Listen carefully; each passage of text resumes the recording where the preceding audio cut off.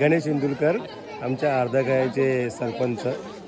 तुम्ही दोन शब्द बोला आपल्या जी कार्यक्रमाबद्दल काहीतरी.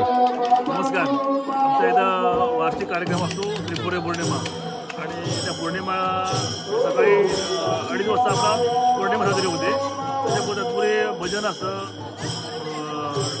ढोलवादन असतं, विविध कार्यक्रम असतात आणि यावर्षी सप्ताह देखील आमचा 7 वर्ष 48 वर्ष होत आहेत. त्यामुळे 50 वर्षाची तयारी चालू आहे आणि हे मंदिराचं सुशोभीकरण हे जवळजवळ गावच्या लोकांनी 22 लाख रुपये खर्च करून सगळं सुशोभीकरण केलं आहे आणि बरंचसं काम शिल्लक आहे अजून. हे आता जवळजवळ काम आमचं पूर्ण चाललं आहे. त्यामुळे 50 वर्षाची तयारी आपली चाललेली आहे आणि 50 कार्यक्रमामध्ये भरगच्च कार्यक्रम होणार आहे पुढच्या वर्षी. त्यामुळे सगळी तयारी आहे. त्यामुळे थोडंसं नियोजन आपलं चाललेलं आहे. पण ह्यावेळेस आपला जो कार्यक्रम होतो याचा नमनचा, नमनाबद्दल सांगा.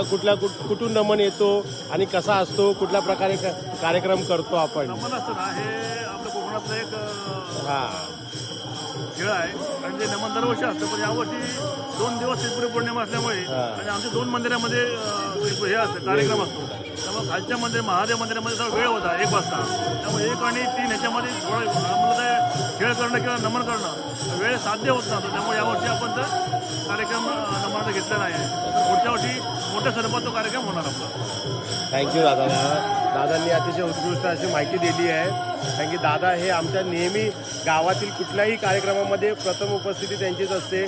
इव्हन रोडच्या कामा ग्रामपंचायतपासून प्रत्येक गोष्टीमध्ये दादांचं योगदान सर्वात महत्त्वाचं असतं.